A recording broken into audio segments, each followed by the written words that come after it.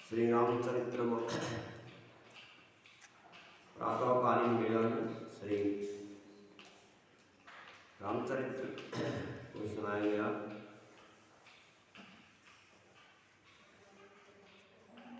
दशरथ महाराज ने राम के परिगमन में प्राणों का त्याग किया। उसके बाद भरत जी को जब बुलाया गया है तो भरत जी बड़े दुखी हुए और रो उठे। तो कौशल्या ने उन्हें हृदय से लगा करके कहा कि ये सब मैं जानती हूँ, किसी प्रकार की चिंता न करो, कि तुम्हारा इसमें कोई दोष नहीं है, ये सब तुम्हारी माता का ही दोष है, तुमको कोई परेशान होने की जरूरत नहीं है। तो रोने लगे भरत जी। तो इसी समय भरत जी का आना सुना वशिष्ठ जी ने। वशिष्ठ जी राजभवन में आए और भरत को रोते हुए देख करके बोले, कहने लगे, वृद्धो राजा दशरथो ज्ञानी सत्य पराक्रम भुक्त्वा मर्त्य सुखम सर्वम ईदृष्टा विपुलम दक्षिण है, विपुल दक्षिण है।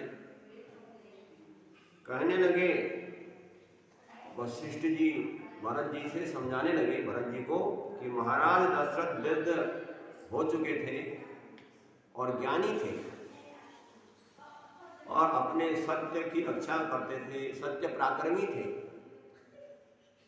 उन्होंने अपने जीवन में पूरा सुख भोग करके गए हैं। वे महाराज मनुष्य जन्म के सारे जो सुख होते हैं उन सुखों को भोग करके बहुत सी दक्षिणा सहित बहुत से अश्वमेध आदि यज्ञ करने के बाद, भगवान का यजन करने के बाद, और जो साक्षात परमात्मा रामचंद्र जी के रूप में विष्णु भगवान को पुत्र रूप में पा करके स्वर्ग लोक में जाकर के इंद्र का आधा आसन उनको मिला हुआ है। भरत जी को समझाने लगे, आप चिंता न करें। भरत जी तो एक तो वृद्ध हो चुके थे और सारे काम करके गए हैं और सारे सुखों को भोग करके भगवान को अपने पुत्र बना करके अपने स्वर्ग के इंद्र के आधा आसन मिला हुआ है। भरत जी को कहते हैं कि न सोचासी वृथैव तम सोच्यम मोक्ष भाजनम आत्मा नित्यो वयो शुद्धो जन्म नाशादिवर्जित। वशिष्ठ जी कहते हैं कि वे सर्वथा असोचनीय है, उनके लिए दुख करना ठीक नहीं है। वो तो मोक्ष के पात्र हैं। दुख तो उन लोगों के लिए किया जाता है जो भगवान का भजन नहीं करते,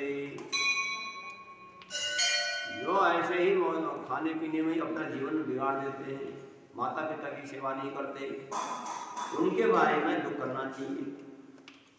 तुम शोक क्यों करते हो? यह आत्मा नित्य अविनाशी है। ये आत्मा कभी न जन्मती है न मृत्यो जातस्य ध्रुवो मृत्यो जन्मदास्य ध्रुवस्य च। तो आत्मा तो अविनाशी है और शुद्ध है, जन्म नाश आदि से रहित है। और कहते हैं शरीर जड़म अत्यर्थम अपवित्रम विनस्वरम विचार्यमाण शोकस्य नवकाशम कदाचन। हे भरत, शरीर आत्मा अविनाशी है, शुद्ध और जन्म नाश आदि रहित है, और शरीर जड़ है, नाश होने वाला है शरीर, शरीर रहने वाला है नहीं। इस प्रकार जब आत्मा शुद्ध है, रोज के लिए है, तो शरीर नष्ट होने वाला है, तो शोक करने के स्थान नहीं रह जाता। कहते हैं पिता वा तनयो वापि यदि मृत्यु असंगता मूढ़तम वसुतनन्ति स्वात्मा पूर्वकम। यदि कोई पिता या पुत्र मर जाता है, किसी का पिता मर जाता है, किसी का पुत्र मर जाता है, तो मूढ़ जन छाती पीट पीट कर रोते हैं कि मेरा पुत्र मर गया, मेरा बाप मर गया। जो अज्ञानी लोग हैं वह छाती पीटते हैं, रोते हैं। वशिष्ठ जी कहते हैं निसारे खलु संसारे वियोगे ज्ञानिनां यदा भवेत् वैराग्य संत्यं सौख्यं तनोदुः। इस संसार में, ये असार संसार है, इस असार संसार में यदि ज्ञानियों को किसी से वियोग नहीं होता, कोई आए कोई जाए, ज्ञानी लोग शोक नहीं करते।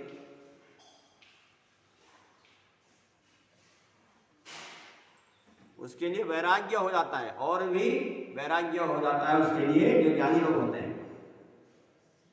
सुख और शांति देता है, विस्तार करता है उन लोगों को जो ज्ञानी लोग हैं। तो कहते हैं, वशिष्ठ जी कहते हैं कि जन्मवादी लोकेस्मिन् मृत्युं वसान गतां तस्मात् परिहारार्थो मृत्यु जन्म बंधनं सदा। कहते हैं किसी ने इस लोक में जन्म लिया है तो मरेगा भी, तो क्योंकि जन्म के साथ ही मृत्यु भी अवश्य साथ में लगी हुई है। जिसका जन्म होता है मृत्यु अवश्य होती है। अतः जन्म लेने वाले के लिए मृत्यु सर्वदा अनिवार्य है।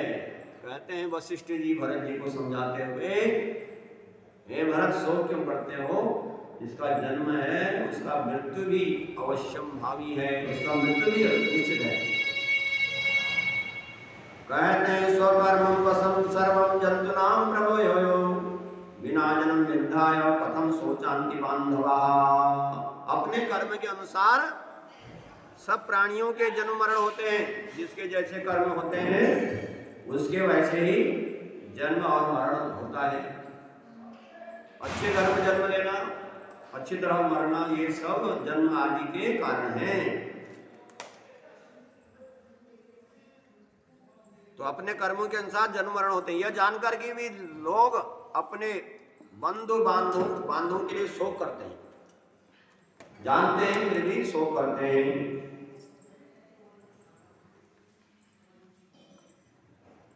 तो वशिष्ठ जी समझाते हैं कि ब्रह्म कोटयो नष्टा सृष्टियो बहुसो गतः शुष्यन्ति सागरा सर्वे देवास्तम क्षणयेते। आज तक कितने लोग आए, कितने चले गए, कितने ब्रह्मांड नष्ट हो गए, कितने ब्रह्मा आए, कितने चले गए, कितने ब्रह्मांड नष्ट हो गए, कितनी सृष्टियां बीत गई। और 27 बार तो कलयुग बीत गया, 27 बार त्रेता द्वापर बीत गया, सब नष्ट हो गए। और कहते कितने बीत गई, समुद्र कितने एक दिन सूख जाएगा, समुद्र को भी सुखा देता है काल। तो ये मनुष्य की तो बात ही क्या है, जब समुद्र जैसे महारथी को नष्ट कर देता है, तो ये जीवन का भला क्या अवस्था है। तो कहते हैं कि चल पात्रम लंबा बिंदु क्षणं भंगुरम आयुत्वजम वेगायाम कर्म पात्रम जल। तो ये आयु कैसी है, जैसे हिलते हुए पत्ते पर जो आयु ऐसी है जैसे हिलते हुए पत्ते पर की नोक में जल की बूंद टिकी हुई है, और वह जल कब नीचे गिर जाए वह बूंद, ऐसे मनुष्य की आयु है। क्षण भंगुर है, असमय में छोड़ करके चल जाती है। कोई ऐसा कि नहीं कि समय क्या है, कितना समय रहेगा, इसका कोई पता नहीं है। कहते कोई समय नहीं, असमय में ही शरीर चले जाता है। तो तुम क्यों क्या विश्वास करते हो, भरत जी से कहते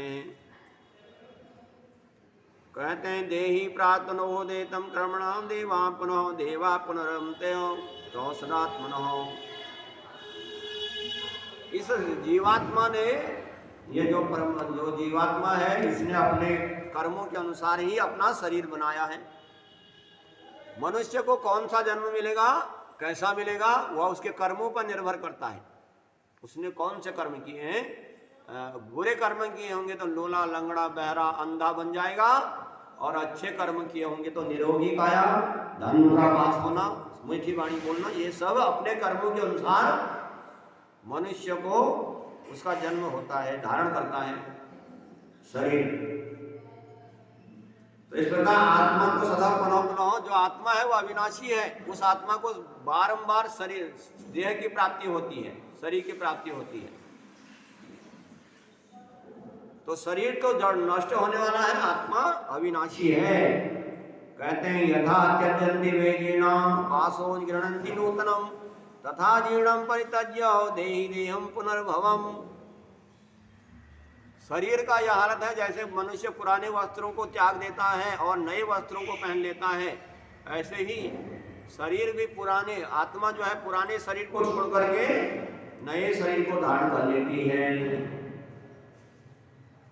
कहते वासांसि जीर्णानि यथा विहाय, गीता जी में कहते हैं कि वासांसि जीर्णानि यथा विहाय, मनुष्य जैसे पुराने कपड़ों को छोड़ करके नए कपड़े पहनता है, ऐसे ही पुराने शरीर को छोड़ करके आत्मा नए शरीर को धारण करती है।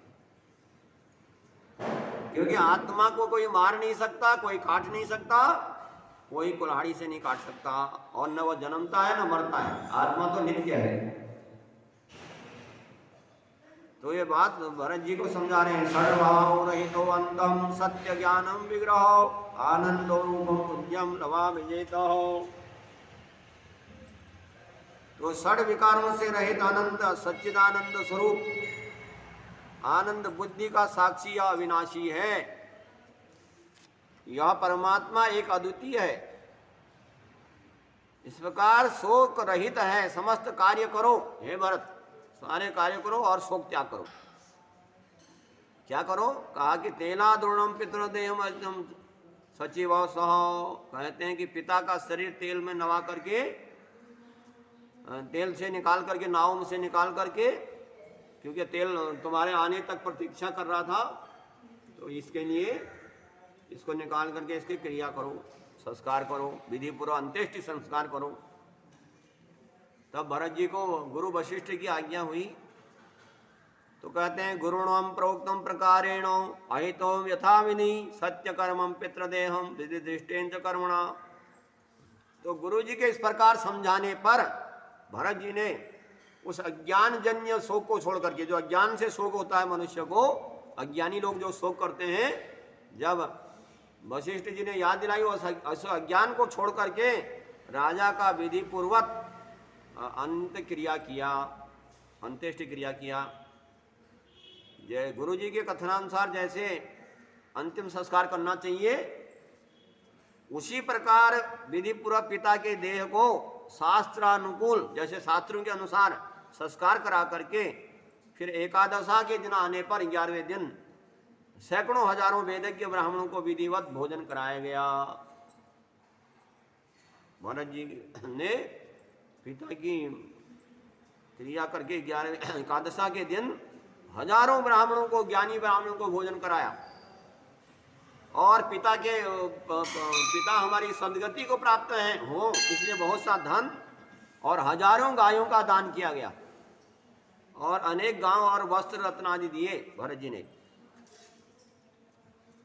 और फिर रामचंद्र जी का स्मरण करते हुए गुरु वशिष्ठ जी, भाई शत्रुघ्न और मंत्रियों के साथ भरत जी अपने घर में रहने लगे। तो घर में रहते हैं, कहते हैं रामेणम प्रयाते सहजनक सुता लक्ष्मणाभ्याम सुघोरम माता में राक्षसी प्रहृदति हृदयम दर्शनादेव सद्य। घर में है भरत जी और मन में सोचा करते हैं, मन ही मन सोच करते हैं कि जनक नंदिनी महारानी सीता लक्ष्मण सहित रघुनाथ जी के भयंकर वन में चले जाने पर माता कैकेयी अपने दर्शन मात्र से, माता कैकेयी के पास में रहता हूँ और कैकेयी के दर्शन मात्र से मेरे शरीर में जलन उत्पन्न होती है, दाह उत्पन्न करती है जब तक मैं इसको देखता हूँ। इसलिए मैं इस घर में नहीं रहूंगा, मैं शीघ्र ही राजपाट छोड़ करके वन चले जाऊंगा। और मधुर मुस्कान जिनका मुखार बिंद अति शोभित होता है, राम और सीता की सेवा किया करूंगा। भरत जी कहते हैं कि इस घर में रहने नहीं रह सकता। कहते हैं गच्छाननम स्थितमतिरखिलम दूतोपार्श्व राज्यम राम सीता समेतम सिमित रुचिरमुखम नित्यमेवा सुने सेवे। और उनकी सेवा करूंगा। श्री महादेव जी पार्वती को कथा बताते हैं कि वशिष्ठो श्राद्धम मंत्री ततम च राज्यम सभा देवदुंदुभि। कहते हैं महादेव जी सुनाते हैं कि इस प्रकार से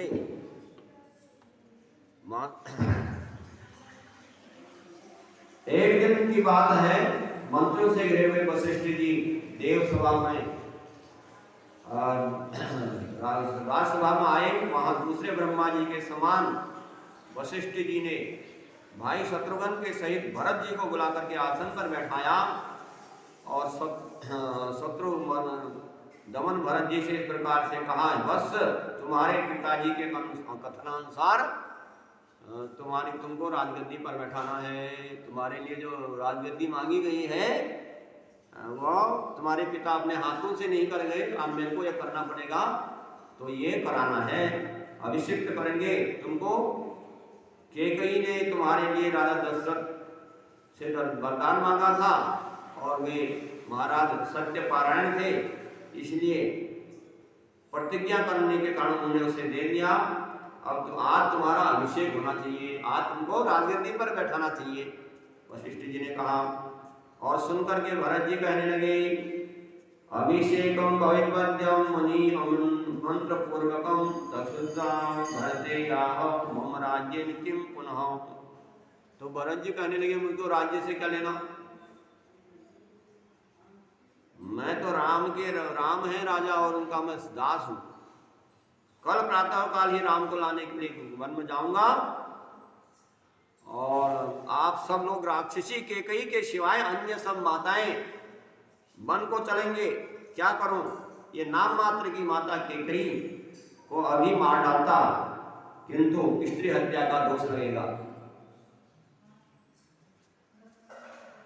और भगवान मेरे को क्षमा नहीं करेंगे। तो कुछ भी हो जाए, कल सुबह प्रातः काल होते ही आप लोग चले न चले। कोई वशिष्ठ जी से कहने लगी, माताएं चले न चले, कोई चले न चले, मैं अवश्य दंडकारण्य में जाऊंगा जिस प्रकार राम जी गए हैं। और जब तक लौटेंगे नहीं तब तक वापस नहीं आऊंगा। तब तक मैं भी फल आदि का ही भोजन करूंगा और पृथ्वी पर शयन करूंगा। ऐसा निश्चय करके भरत जी मौन हो गए और सब लोग प्रसन्न होकर के उनकी प्रशंसा करने लगे भरत जी की। कहते हैं तदा प्रभाते भरतम गच्छतम सर्व सैनिको अनुजम सुमंत्रेण होतासुरो। और उसके बाद चले सुमंत्र सहित सभी कौशल्या आदि महारानियां, वशिष्ठ आदि सभी आगे पीछे होकर के यथा योग्य रीति से चलने लगे। इस प्रकार सिंहबेरपुर पहुंचे हैं, जहां भगवान राम लक्ष्मण सीता गए थे सबसे पहले। और गंगा के तट पर गए और भरत जी का आगमन सुना। ये शंका हो गई कि भरत बड़ी सेना लेकर के आए हैं, सज धज करके आए हैं, ये राम को अनजान में नहीं, कहीं राम के प्राण खतरे में तो नहीं है, ये अनजान में अनिष्ट करने के लिए तो नहीं आए हैं, बड़े गाजे बाजे के साथ आए हैं और इनको जंगल में ही नष्ट कर डालेंगे। तो इसलिए वो निषाद कहने लगे, इसका मर्म जानना चाहिए, इसके बारे में जानकारी होनी चाहिए। अगर इनका भाव ठीक हो तभी इनको चल जाना देना चाहिए गंगा पार, तभी इनको पार करेंगे। क्योंकि गंगा पर पार करने के लिए वो निषाद सिंहबेरपुर के निषाद से कहा उन्होंने, जिसने रामचंद्र को पार किया था। तो कहते हैं कि अगर इनका भाव ठीक नहीं है तो हमको भी विपरीत उपाय करना पड़ेगा। हम अस्त्र शस्त्र लेकर के चौकस रहे, सब लोग गंगा जी के बीच में खड़े हो जाएं। ये भरत जी की सेना से क्यों आए। इस प्रकार निषाद राज ने सबको आज्ञा दे करके और बहुत से हथियारबंद लोग मंगा लिए। और भरत जी वहाँ भाइयों के साथ भरत जी के पास आया निषाद राज, और उनके सामने सारी सामग्री रख करके इधर देखते हुए उसने देखा कि मेघ श्याम भरत चीर वस्त्र और जटा जो धारण किए हुए छोटे भाई मंत्रियों के साथ बैठे हुए थे। और जो शंका थी उनके मन में, निषाद राज के मन में, कहीं ये बड़ी सेना लेकर के आए हैं। जब दूर से पता किया, जब नजदीक में पहुंचे हैं, निषाद राज जब नजदीक पहुंचा तो उसने देखा, क्या देखा कि राम वसानुशोचंतम राम रामेति मादिनम न नामम शिरसा भूमो गुह्यमेति चावृत। तो भरत जी का तो मन राम राम राम राम निकल रहा था, राम का ही स्मरण कर रहे थे और राम नाम का ही जप कर रहे थे। यह देख करके वह निषाद राज ने पृथ्वी पर मत्था टेक दिया, भरत जी के लिए प्रणाम किया और कहा कि मैं गुहा हूँ, मैं निषाद हूँ। और भरत जी ने उठा करके चरणों से आलिंगन किया और प्रसन्न होकर के इस प्रकार बोले, भैया तुम यहाँ रामचंद्र जी के साथ जा रहे, यहाँ पर भैया तुम यहाँ रामचंद्र जी के साथ जा रहे थे और निर्मल हृदय श्री राम ने नेत्रों में जल भर करके तुम्हारा आलिंगन किया था। भरत जी कहते हैं उस निषाद राज से, भैया जब जा रहे थे तो भाई भैया ने तुम्हारा आलिंगन किया था और तुमने सीता लक्ष्मण से कमल नयन राम से वार्तालाप किया, तो तुम धन्य हो गए, तुम्हारा जीवन सफल हो गया। भगवान से बातचीत कर रहे हैं जो उनका जीवन सफल है। कहे यत् सतम दृष्ट्वा न सुमृतः, तुमने रामचंद्र जी को जहाँ देखा था वहाँ मेरे को भी ले चलो, जहाँ सीता जी के सहित श्री राम सोए थे वो स्थान मेरे को दिखाओ, जो तुम्हारा आपके पास ही रहे एक दिन एक रात्रि को, वह स्थान कौन सा था। तो तुम राम के प्रियतम सखा हो, भगवान के भक्त हो। तो इस प्रकार पुनः पुनः राम का स्मरण करने से भरत जी के नेत्रों में जल भराया। और उसके बाद इस प्रकार फिर व्याकुल हो, रात्रि के समय राम ने निवास किया था, वहाँ जाकर के उन्होंने देखा कि चटाई उषा पर बिछाई हुई और सीता जी के आभूषणों से जड़े हुए स्वर्ण कर्णों से सुशोभित उस देख करके भरत जी का दुख भर आया। और उसके बाद वे विलाप करने लगे, हो अति राजकुमारी सीता जो महलों में रहने वाली जो सुकुमारी थी, और राजमहल में कोमल बिछौने पर शयन करती थी, और ये मेरे दोस्त श्री रामचंद्र जी के साथ उषाओं की बिस्तरा बनाकर किस प्रकार कलेश पूर्वक सोती होगी। और मुझे धिक्कार है जो पाप पुंज के समान केके के गर्भ से मैंने जन्म लिया है।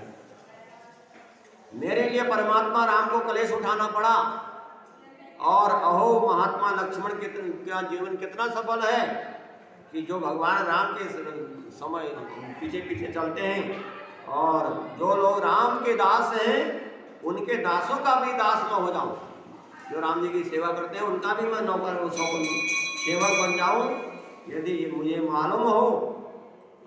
तो इस प्रकार से जो तो कहते हैं यदि तुम्हें मालूम हो तो मुझे वह सब बताओ कि राम कहाँ हैं और कहाँ पर होंगे, मैं उन्हें तुरंत लाने के लिए जाऊंगा। और वो ने चित्तपूर्वक इस प्रकार से स्नेहपूर्वक कहा, तो आप धन्य हैं, छोटे भाई लक्ष्मण सहित रामचंद्र जी चित्रकूट के पर्वत पर मंदाकिनी नदी के समीप में मुनियों के आश्रम में रहते हैं, और भगवान राम आनंद पूर्वक सुखपूर्वक विराजमान है। चलिए हम लोग शीघ्र चलें, और पहले आप लोग गंगा जी पार कर लें। और इस प्रकार के भरत जी को गंगा जी से पार करने के लिए 500 नाव मंगवाई गई निषाद राज के द्वारा। 500, क्योंकि बहुत लोग गए थे अयोध्या से, सैकड़ों की संख्या में गए थे, तो सबके लिए नावें मंगाई गई। और 100, और इस प्रकार भरत शत्रुघ्न राम कौशल्या वशिष्ठ जी को नाव पर चढ़ाया गया, और एक दूसरी नाव में केकई आदि महिलाओं को सवार किया गया। इस प्रकार से गंगा को पार करके भरद्वाज मुनि के आश्रम की ओर चले, और महान सेना को आश्रम से दूर छोड़ करके भरत जी आश्रम में गए, और भरद्वाज जी को आश्रम में बैठे देख करके प्रणाम किया है भरत जी ने। और मालूम हुआ कि दशरथ नंदन भरत हैं, तो उनकी पूजा की गई भरद्वाज जी के द्वारा। और इस प्रकार से आगे कथा कल के उसको सुनाएंगे।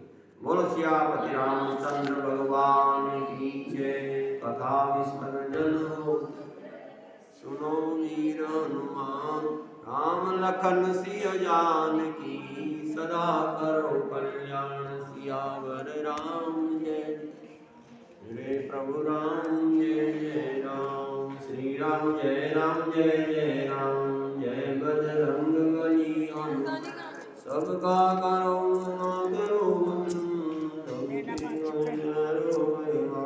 होवे माधव होवे गुरु जनु ब्रह्म कहो।